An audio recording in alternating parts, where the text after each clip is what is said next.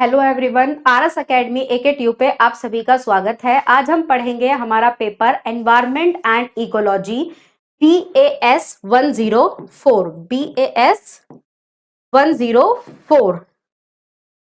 इस सब्जेक्ट में टोटल हमारी 5 यूनिट है। Unit number 1 environment and ecosystem, unit number 2 natural resources, unit number 3 environmental pollution, unit number 4 environmental issues और unit number 5 environmental protection law. ये पांचों unit हमें इस पेपर में पढ़नी है। तो आज हम अपनी पहली यूनिट से शुरू करेंगे, introduction to environment and ecosystem. सबसे पहले हम बात करेंगे एनवायरमेंट की डेफिनेशन की। तो एनवायरमेंट की डेफिनेशन क्या है? सबसे पहले एनवायरमेंट क्या है? एनवायरमेंट होता है हमारे आसपास जितने भी लिविंग और नॉन लिविंग ऑर्गेनिज्म हैं, जिन्होंने हमें चारों ओर से घेरा हुआ है, वही क्या है हमारा एनवायरमेंट। तो इसकी डेफिनेशन है, environment can be defined as the sum total of living and non living elements and their effects. ये जो शब्द है एनवायरमेंट, वो लिया गया है एक फ्रेंच वर्ड एनवायरनर से, जिसका मतलब है टू सराउंड। तो हमारी आसपास की जितनी भी सराउंडिंग्स हैं, वो क्या है हमारा एनवायरमेंट। अब हम बात करेंगे एनवायरमेंट कितने टाइप का होता है, किस किस तरीके का एनवायरमेंट होता है। तो एनवायरमेंट दो तरीके का होता है, two types of environment. Geographical environment, जिसको कि हम बोल सकते हैं नेचुरल एनवायरमेंट, जो बाय नेचर हमें मिला है। And the second one is man made environment और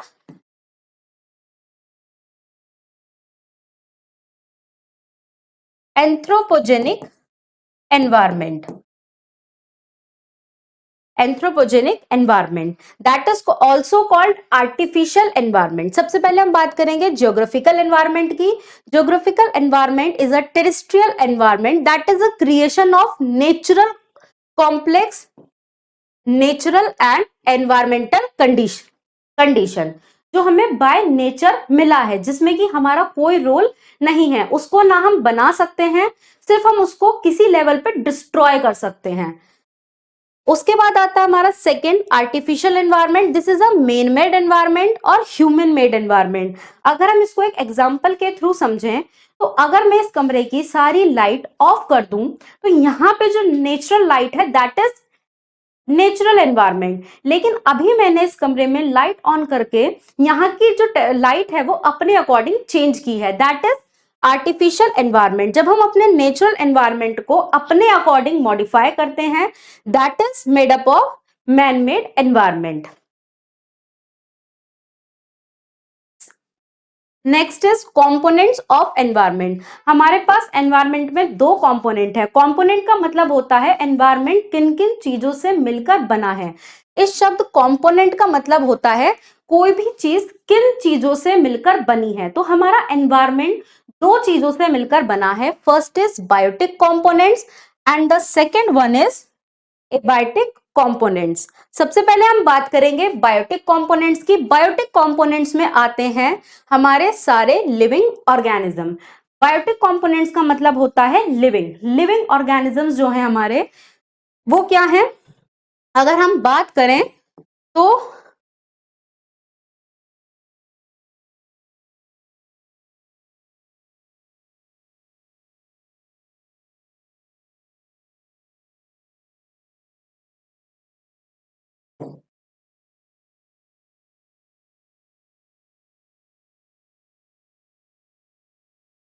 अगर हम बायोटिक कंपोनेंट्स की बात करें, तो उसमें हमारी मेन तीन कैटेगरी आती हैं। First is human being, humans, and the second is plants, और थर्ड वन इज एनिमल। तो हम कहते हैं लिविंग ऑर्गेनिज्म, जो कि जिनके अंदर सांस होती है। तो ये हमारी तीन कैटेगरी हैं। इनके अलावा एक सबसे मोस्ट इंपॉर्टेंट ग्रुप होता है हमारा बायोटिक कंपोनेंट्स का, दैट इज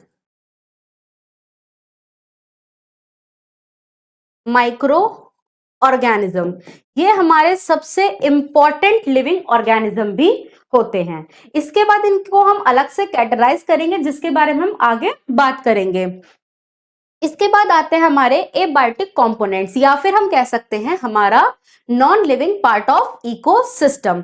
जैसे कि इसमें हम बात करें तो हमारे जो एबायोटिक फैक्टर्स हैं वो दो कैटेगरीज में डिवाइडेड है, फिजिकल फैक्टर और chemical factor.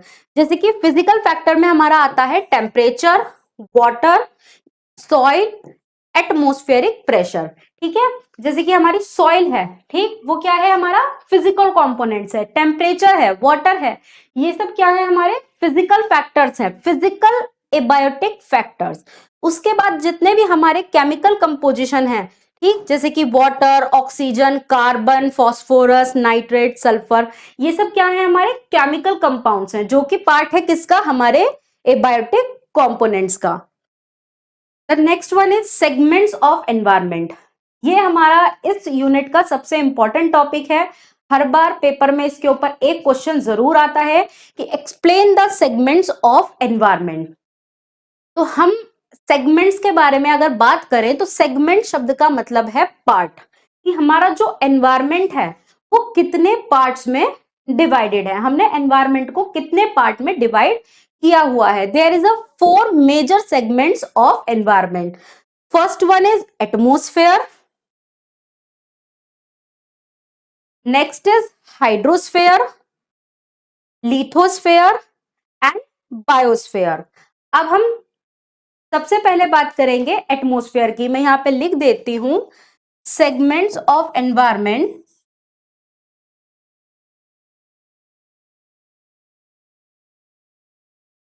is divided into 4 category: atmosphere,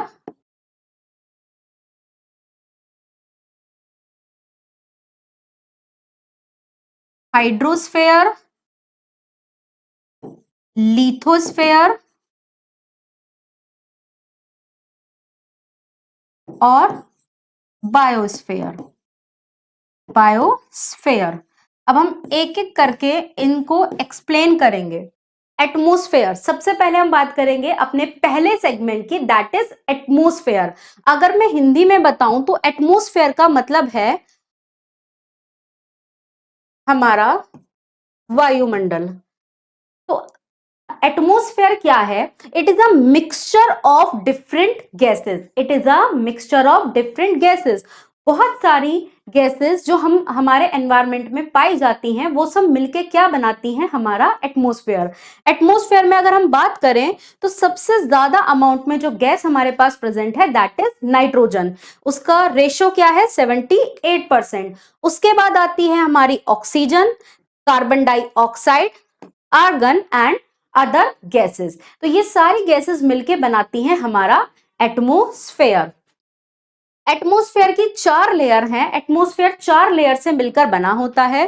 first is troposphere, stratosphere, mesosphere and thermosphere. अगर हम देखें अर्थ से टूवर्ड्स द सन, जब भी हम एटमॉस्फेयर की लेयर्स की बात करेंगे तो हम हमेशा कहां से देखेंगे, अर्थ से टूवर्ड्स द सन। सबसे पहली लेयर आती है हमारी troposphere. First layer is troposphere, जिसका टेम्परेचर है 15 टू -50 डिग्री, 56.5 डिग्री सेल्सियस, और इसकी रेंज है 0 to 12-18 kilometre above from the earth surface. ये कहां प्रेजेंट है, अर्थ सरफेस से 12 से 18 kilometre above. First layer that is troposphere. Next is stratosphere. Stratosphere ये हमारी सेकेंड लेयर है और most important layer of atmosphere. ये प्रेजेंट होती है 11 to 50 kilometre above from the earth surface. इसी में पाई जाती है हमारी ओजोन लेयर। अभी मैंने आपको बताया कि ये हमारी सबसे इंपॉर्टेंट लेयर है एटमॉस्फेयर की। वो इंपॉर्टेंट क्यों है, क्योंकि इसमें हमारी ओजोन लेयर पाई जाती है। इसमें पाई जाती है हमारी ओजोन लेयर। ओजोन लेयर क्या करती है, जो सन से हार्मफुल रेज आती हैं उनसे हमें प्रोटेक्ट करती हैं, यूवी रेज से हमें प्रोटेक्ट करती है, इसीलिए हमारी सबसे इंपॉर्टेंट लेयर कही जाती है। उसके बाद हमारी थर्ड लेयर आती है mesosphere. Third layer of atmosphere that is mesosphere. Mesosphere कहाँ प्रेजेंट होती है? 40 to 50 above 90 kilometre above from the earth surface. इसकी रेंज क्या है? 40 to 90 kilometre above from the earth surface. और इसका टेम्परेचर होता है माइनस 86.5 डिग्री से 90 डिग्री सेल्सियस। जो हम इसका एक्यूरेट टेम्परेचर लिखते हैं वो लिखते हैं 90 डिग्री सेल्सियस। उसके बाद हमारी लास्ट लेयर आती है thermosphere. Last layer of atmosphere that is thermosphere. ये प्रेजेंट होती है बिल्कुल नियरेस्ट द सन। ये कहां प्रेजेंट होती है? नियरेस्ट द सन। इसका जो रेंज है वो है 800 to 3000 kilometre above from the earth surface, और इसका एवरेज टेम्परेचर है 1200 डिग्री सेल्सियस। ये चारों लेयर्स जब भी हम सेगमेंट्स को एक्सप्लेन करेंगे तो एटमॉस्फेयर में जरूर मेंशन करेंगे। कभी कभी इस पे डायरेक्ट क्वेश्चन आ जाता है कि एटमॉस्फेयर की लेयर्स को एक्सप्लेन कीजिए, तब आपको ये चारों लेयर एक्सप्लेन करनी है। Next is hydrosphere. अब हम बात करेंगे अपने नेक्स्ट स्फेयर्स की, दैट इज हाइड्रोस्फेयर।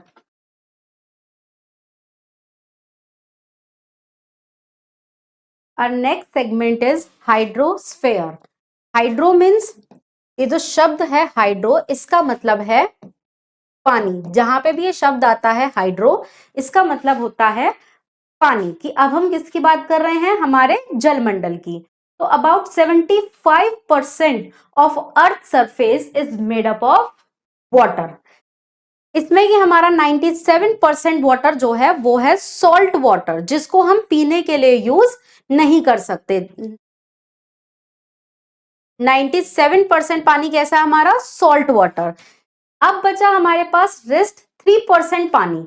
उसमें हमारा सिर्फ 2% पानी ऐसा है जो हमारे पास फ्रोजन फॉर्म में है।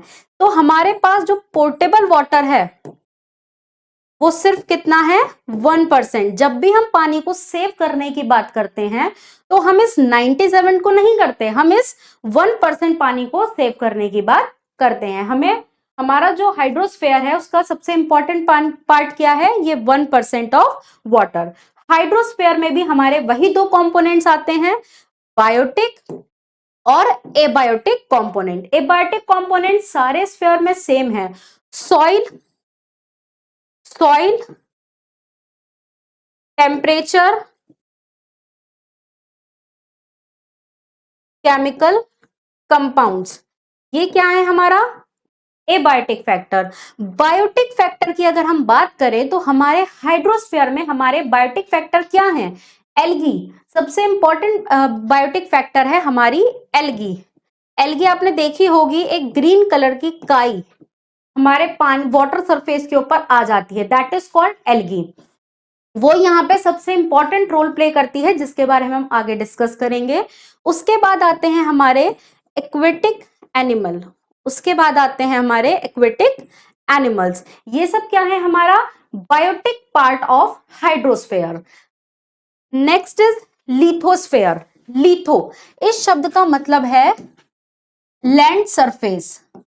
Land surface. तो लिथोस्फेयर क्या है हमारा? जितना भी हमारा सॉलिड लैंड सरफेस है हमारी अर्थ का, दैट इज लिथोस्फेयर। और इसको हम हिंदी में बोल सकते हैं स्थल मंडल।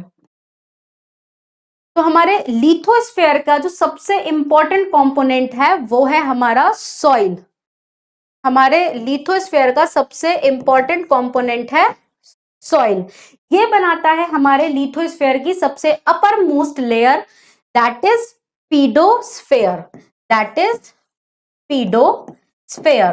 तो ये 2 नंबर में क्वेश्चन आता है कभी कभी कि what is पीडोस्फेयर।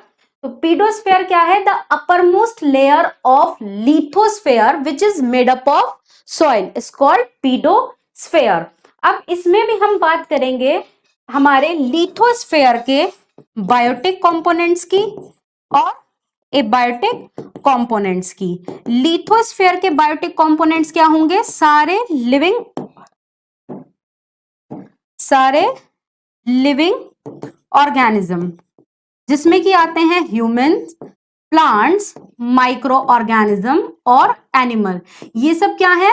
Biotic components of lithosphere. और एबायोटिक कंपोनेंट्स वही दो सेम फिजिकल कंपोनेंट्स और केमिकल कंपोनेंट्स। फिजिकल कंपोनेंट्स में आएगी हमारी सॉइल, टेम्परेचर और सोलर एनर्जी। और केमिकल कंपोनेंट्स में आएंगे हमारी gases, oxygen, hydrogen, phosphorus, sulphur. ठीक, ये दोनों कंपोनेंट्स हमारे लिथोस्फीयर में आते हैं। तो लिथोस्फीयर का सबसे इंपॉर्टेंट बायोटिक कंपोनेंट्स है माइक्रो ऑर्गेनिज्म। माइक्रो ऑर्गेनिज्म ये सॉइल में प्रेजेंट होते हैं, इन्हीं की वजह से हमारे प्लांट्स ग्रो कर पाते हैं। अगर माइक्रो ऑर्गेनिज्म सॉइल में प्रेजेंट नहीं है तो हमारी सॉइल ग्रो नहीं कर पाएगी, हमारी सॉइल में कोई भी प्लांट ग्रो नहीं कर पाएगा। उसके बाद हमारा नेक्स्ट स्फेयर आता है बायोस्फेयर। बायो इस शब्द का मतलब होता है लिविंग। अभी हमने पीछे वाली स्लाइड्स में जो हमने पढ़ा, हाइड्रोस्फेयर पढ़ा, एटमोस्फेयर पढ़ा और उसके बाद हमने पढ़ा लिथोस्फेयर। हमने इसमें बात की बायोटिक कंपोनेंट्स की और एबायोटिक कंपोनेंट्स की। जितने भी हमने तीनों स्फेयर पढ़े उनमें हमने दोनों कंपोनेंट्स की बात की, बायोटिक कंपोनेंट्स और एबायोटिक कंपोनेंट्स। लेकिन ये जो हमारा स्फेयर है बायोस्फेयर, इसमें हम सिर्फ बात करेंगे लिविंग ऑर्गेनिज्म की। Biosphere is a group of living organism. इसमें सिर्फ और सिर्फ जितनी भी हमारे लिविंग कम्युनिटीज हैं वही एग्जिस्ट करती हैं। उसमें आते हैं ह्यूमंस, प्लांट्स, माइक्रो ऑर्गेनिज्म और हमारे एनिमल्स। ये सब मिलके क्या बनाते हैं? हमारा biosphere. Biosphere it is the most important sphere of environment. Next is ecosystem. अब हमने बात की एनवायरमेंट की। एनवायरमेंट हमने जाना लिविंग और नॉन लिविंग ऑर्गेनिज्म क्या होते हैं हमारा एनवायरमेंट। अब हम बात करेंगे इकोसिस्टम की। इकोसिस्टम क्या होता है? इससे पहले एक टर्म हम पढ़ेंगे, दैट इज इकोलॉजी। हमने पढ़ा एनवायरमेंट। एनवायरमेंट क्या है? Surrounding of living and non living organism या sum of living and non living organism. Ecology क्या है? हमारे पेपर का पूरा नाम है एनवायरमेंट एंड इकोलॉजी। इकोलॉजी क्या है? ये जो हमने पूरा एनवायरमेंट हम पढ़ रहे हैं, इसकी स्टडी को, the study of environment is called ecology. ठीक है, ये 2 नंबर में डेफिनेशन कभी कभी आ जाती है, मैं यहां लिख देती हूं।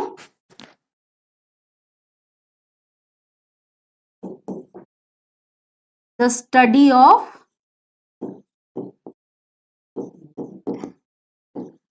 environment is called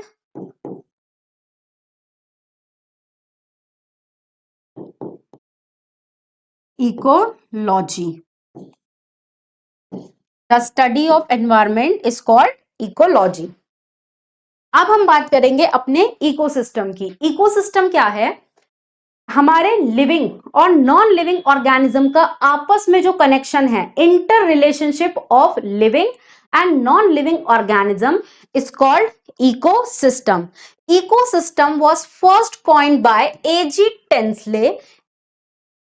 ये एक बोटैनिस्ट थे, 1935 में इन्होंने ये टर्म दी थी ecosystem, the interaction between living and non living organisms.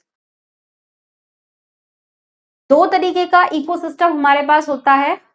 सबसे पहले हम पढ़ेंगे terrestrial ecosystem and the second one is aquatic ecosystem. मैं एक फ्लो चार्ट बना देती हूं।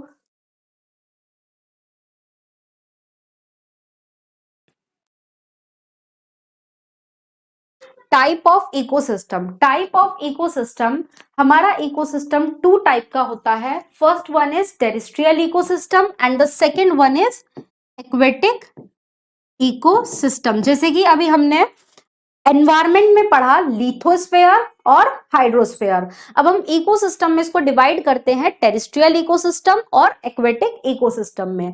टेरेस्ट्रियल इकोसिस्टम में आते हैं हमारे forest ecosystem, grassland ecosystem, desert ecosystem and mountain ecosystem.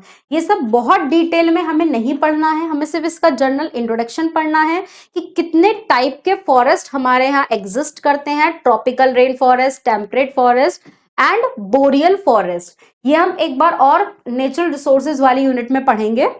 उसके बाद हमारा सेकेंड आता है एक्वेटिक इकोसिस्टम। एक्वेटिक इकोसिस्टम में आता है हमारे fresh water ecosystem and marine ecosystem.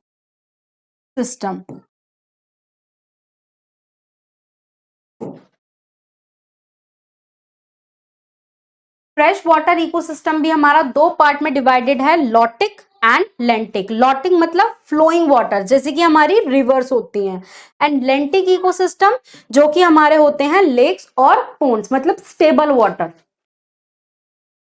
Next ये इसका फ्लो चार्ट है। नेचुरल इकोसिस्टम हमने दो पार्ट में डिवाइड किया, terrestrial ecosystem, aquatic ecosystem. Terrestrial ecosystem हमारा फिर से चार पार्ट में डिवाइडेड है, forest ecosystem, grassland ecosystem, desert, और हमारा एक्वेटिक भी हमारा fresh water, marine water, lotic and lentic. ये फ्लो चार्ट आप बना सकते हैं। उसके बाद हम बात करेंगे स्ट्रक्चर की, स्ट्रक्चर ऑफ इकोसिस्टम। अभी मैंने आपको बताया कि type of ecosystem, type of ecosystem में अगर आपके पास कभी लॉन्ग क्वेश्चन आता है, अगर हम इसको अलग से मेंशन करेंगे, अगर हम एक एक पूरे इकोसिस्टम को डिटेल में एक्सप्लेन करें तो वो बहुत टाइम कंज्यूमिंग है। इसीलिए हम क्या पढ़ते हैं, स्ट्रक्चर। स्ट्रक्चर ऑफ इकोसिस्टम सारे इकोसिस्टम को कंबाइंड करती है। आपसे अगर वो कोई भी इकोसिस्टम पूछता है तो स्ट्रक्चर सबकी सेम रहेगी, सिर्फ उसके एग्जाम्पल चेंज हो जाएंगे, जो कि मैं अभी आपको बताऊंगी। स्ट्रक्चर ऑफ इकोसिस्टम में हमारे दो कंपोनेंट हैं, first is biotic component and other is abiotic component. सबसे पहले हम बात करते हैं बायोटिक कंपोनेंट की। बायोटिक कंपोनेंट, जैसे कि आप सभी को पता है, बायोटिक मतलब लिविंग। अभी हमने पढ़ा हमारे पास लिविंग ऑर्गेनिज्म है, human, plants, micro organism, animals. तो ये बायोटिक कंपोनेंट्स हमारे तीन कैटेगरी में डिवाइडेड हैं, प्रोड्यूसर्स, कंज्यूमर्स एंड डीकम्पोजर। सबसे पहले हम बात करेंगे प्रोड्यूसर्स की। प्रोड्यूसर्स क्या होते हैं? प्रोड्यूसर्स वो ऑर्गेनिज्म होते हैं जो पूरे इकोसिस्टम को चलाने के लिए एनर्जी प्रोड्यूस करते हैं, या फिर हम इनको कह सकते हैं कि वो ऑर्गेनिज्म होते हैं जो अपना फूड, अपनी एनर्जी खुद प्रिपेयर करते हैं। इनका दूसरा नाम है ऑटोट्रॉफ्स, हम इनको ऑटोट्रॉफ्स भी बोलते हैं। और producers is also known as autotrophs. अब हम सबको पता है हमारे यहाँ पे हमारे टेरेस्ट्रियल इकोसिस्टम में अगर हम अभी बात करें, मैंने आपको बताया सब सेम रहेगा, स्ट्रक्चर सबकी सेम है, सिर्फ एग्जाम्पल चेंज होंगे। अगर हम बात करें हमारे टेरेस्ट्रियल इकोसिस्टम की, तो टेरेस्ट्रियल इकोसिस्टम में प्रोड्यूसर्स होते हैं हमारे ग्रीन प्लांट्स। प्रोड्यूसर्स कौन होते हैं? हमारे ग्रीन प्लांट्स, जो कि क्या करते हैं, एनर्जी प्रोड्यूस करते हैं, फूड प्रोड्यूस करते हैं और पूरे इकोसिस्टम को रन करते हैं। हमारे ग्रीन प्लांट्स सनलाइट के प्रेजेंस में और क्लोरोफिल की प्रेजेंस में क्या कौन सी प्रोसेस करते हैं? फोटोसिंथेसिस। इसको हम आगे डिटेल में भी पढ़ेंगे। फोटोसिंथेसिस की प्रोसेस के थ्रू हमारे ग्रीन प्लांट्स एनर्जी प्रोड्यूस करते हैं और आगे नेक्स्ट टॉपिक लेवल पे उसको ट्रांसफर करते हैं। तो हमारे टेरेस्ट्रियल इकोसिस्टम में हमारे प्रोड्यूसर्स क्या हुए? Green plant. और एक्वेटिक इकोसिस्टम में अगर हम बात करें, अगर आपसे स्पेसिफाई क्वेश्चन पूछा जाता है कि एक्वेटिक इकोसिस्टम का प्रोड्यूसर लिखिए, तो वहां पे आप लिखेंगे एल्गी। एल्गी मतलब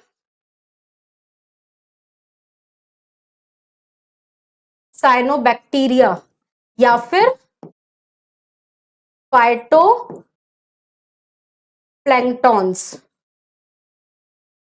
ये ग्रीन कलर की एक काई आपने देखी होगी हिंदी में, जो मतलब आप किसी वाटर सरफेस पे ग्रीन कलर की एक लेयर आ जाती है, दैट इज ग्रीन एल्गी, और इसको हम बोलते हैं फाइटोप्लैंक्टॉन्स। फ्लोटिंग बॉडीज होती हैं वाटर सरफेस में, उसको हम बोलते हैं फाइटोप्लैंक्टॉन्स।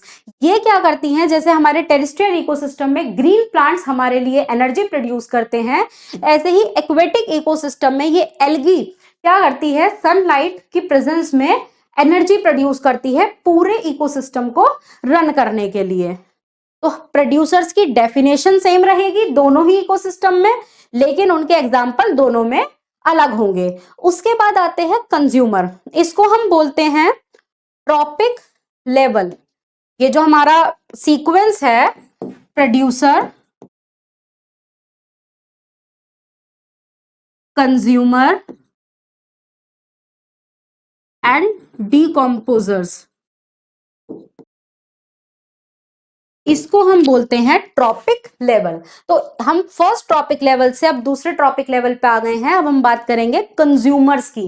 जैसे कि इनके नाम से पता चल रहा है ये कोई चीज कंज्यूम करना। तो हमारे कंज्यूमर्स कौन होते हैं, जो हमारी एनर्जी प्रोड्यूसर्स ने प्रोड्यूस की है उसको कंज्यूम करते हैं। तो वी आर कंज्यूमर्स। हम अपना फूड खुद से प्रिपेयर नहीं करते, हम किस पे डिपेंड है, प्लांट्स के ऊपर डिपेंड है। प्लांट्स एनर्जी प्रोड्यूस कर रहे हैं और हम उसको डायरेक्टली और इनडायरेक्टली टेक कर रहे हैं, तो वी आर कंज्यूमर्स। कंज्यूमर्स का दूसरा नाम है हिट्रोट्रॉप्स। दूसरा क्या नाम है इसका, कंज्यूमर्स का, हिट्रोट्रॉफ। वो ऑर्गेनिज्म जो किसी और के ऊपर या फिर किसी अदर ऑर्गेनिज्म से अपनी एनर्जी ले रहे हैं, जो किसी दूसरे ऑर्गेनिज्म पर डिपेंड है for their food and energy, that is consumer.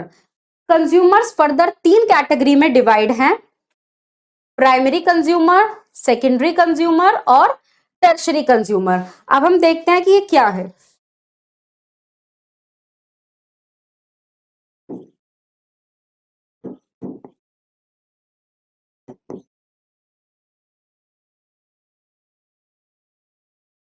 ये हमारा टॉपिक लेवल है, हमने बात की प्रोड्यूसर्स की। प्रोड्यूसर्स कौन है, जिन्होंने एनर्जी को प्रोड्यूस किया है। अब हम बात करेंगे प्राइमरी कंज्यूमर्स की। तो प्राइमरी कंज्यूमर्स कौन होते हैं, जो अपनी एनर्जी डायरेक्टली किससे प्रोड्यूस कर रहे हैं, किससे टेक कर रहे हैं, प्रोड्यूसर्स से। ये अपने अपनी फूड के लिए, अपनी एनर्जी के लिए टोटली किस पे डिपेंड है, प्रोड्यूसर्स पे। ये डायरेक्ट अपनी एनर्जी प्रोड्यूसर्स से लेते हैं, दैट इज प्राइमरी कंज्यूमर्स। उसके बाद है हमारे सेकेंडरी कंज्यूमर्स। सेकेंडरी कंज्यूमर्स होते हैं जो डायरेक्टली अपनी एनर्जी किससे ले रहे हैं, प्राइमरी कंज्यूमर्स पे। सेकेंडरी कंज्यूमर्स किस पे डिपेंड होते हैं, प्राइमरी कंज्यूमर्स पे, और इनडायरेक्टली प्रोड्यूसर्स पे। सोर्स प्रोड्यूसर्स हैं, लेकिन ये किस पे डिपेंड है, प्राइमरी कंज्यूमर्स पे।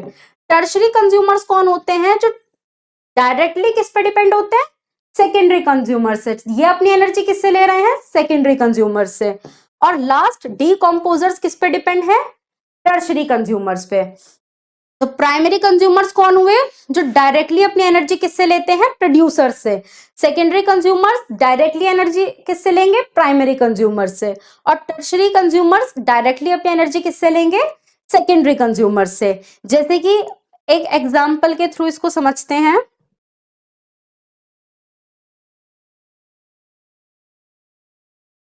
ये हमारे ग्रीन प्लांट्स हैं, इसको खाया रैबिट ने।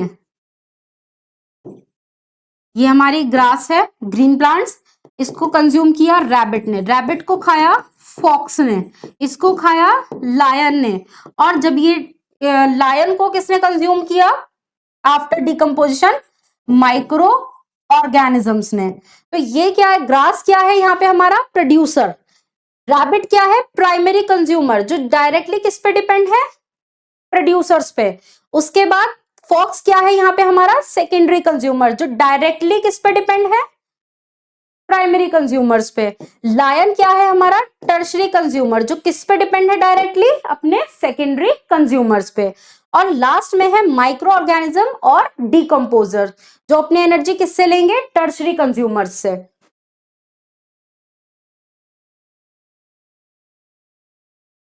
अगर हम बात करें अपने डीकम्पोजर्स की, लास्ट डीकम्पोजर्स क्या होते हैं? Group of micro organism. ये क्या करते हैं? किसी भी ऑर्गेनिक चीज को इनऑर्गेनिक फॉर्म में कन्वर्ट करते हैं, जैसे कि हमारे बैक्टीरिया। ये क्या करते हैं? डिकम्पोजिशन का काम करते हैं, ठीक है।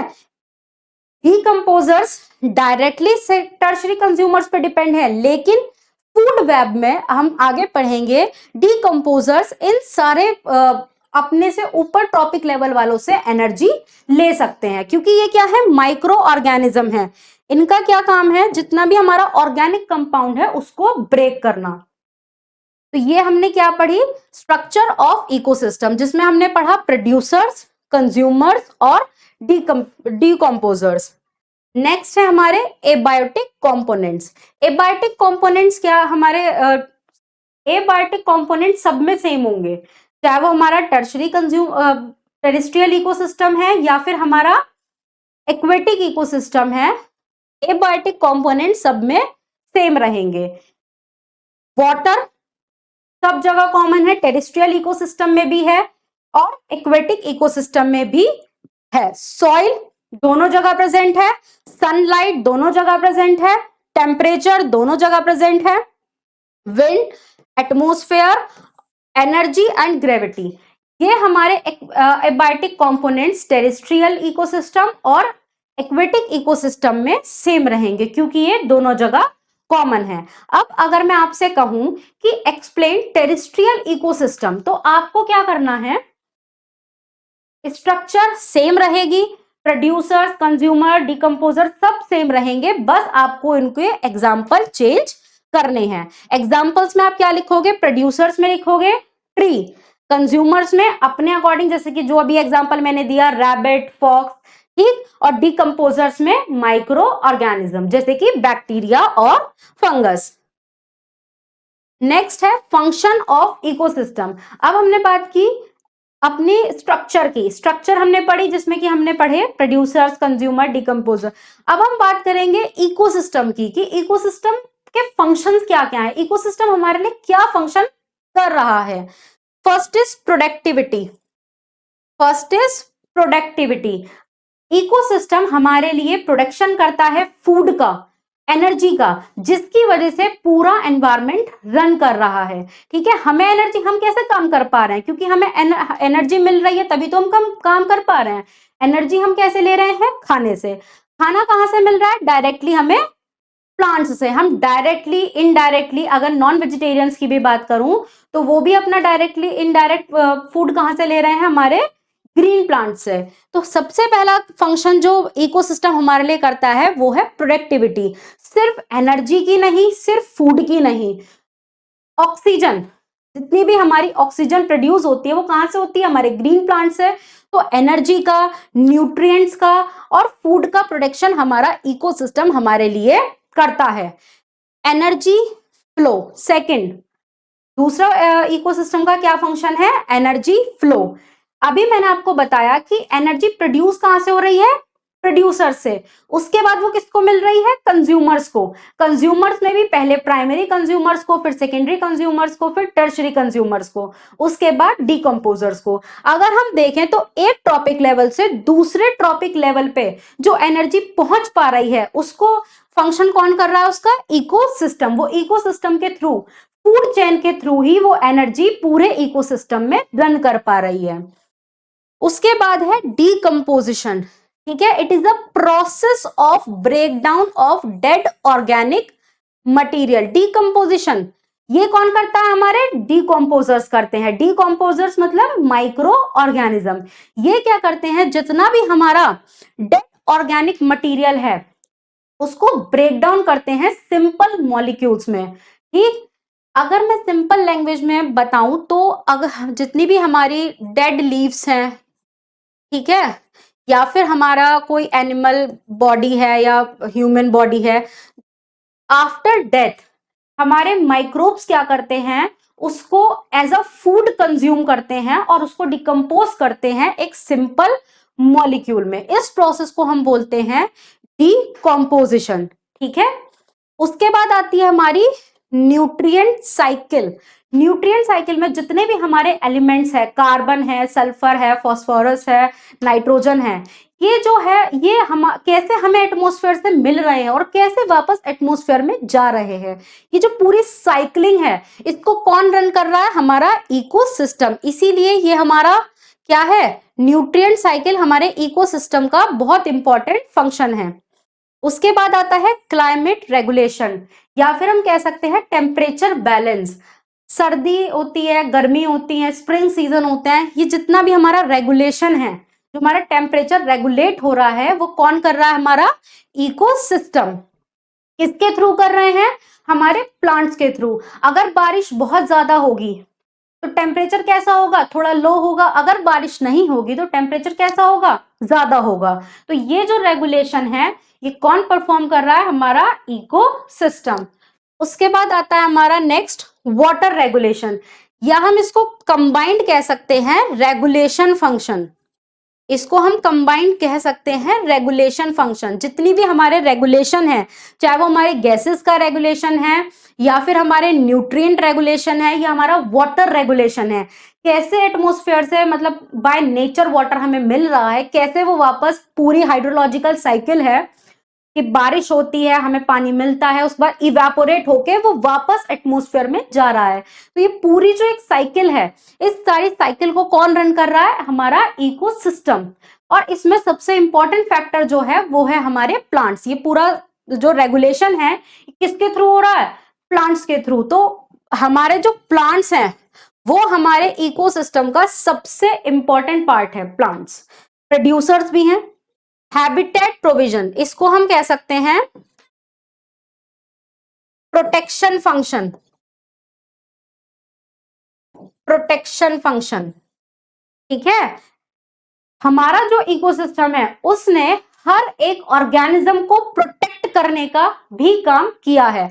हम सबको प्रोटेक्शन देने के लिए उन्होंने हर एक ऑर्गेनिज्म को उसका स्पेसिफिक हैबिटेट दिया है। जैसे कि ह्यूमंस के लिए लैंड सरफेस है, एक्वेटिक ऑर्गेनिजम्स के लिए पानी है, माइक्रोब्स के लिए सॉइल है, वाटर है। तो हमारे इकोसिस्टम ने हर एक इंडिविजुअल ऑर्गेनिज्म को एक स्पेसिफिक हैबिटेट प्रोवाइड कराया है जो कि उसके प्रोटेक्शन का काम करता है। अगर हम देखें तो हमारे इकोसिस्टम के फंक्शन 3 पार्ट में डिवाइड हैं। पहला है प्रोडक्शन फंक्शन, जिसमें कि प्रोडक्शन हो रहा है किसका? हमारे फूड का, एनर्जी का। दूसरा है हमारा protection function. Protection function, protection मतलब हैबिटेट प्रोवाइड किया है। और थर्ड है regulation function. Regulation function, regulation में nutrient regulation, climate regulation and water regulation. तो हमारा फंक्शन ऑफ इकोसिस्टम 3 कैटेगरी में डिवाइडेड है, production function, protection function and regulation function. First unit का पहला टॉपिक यही कंप्लीट होता है। Thank you so much.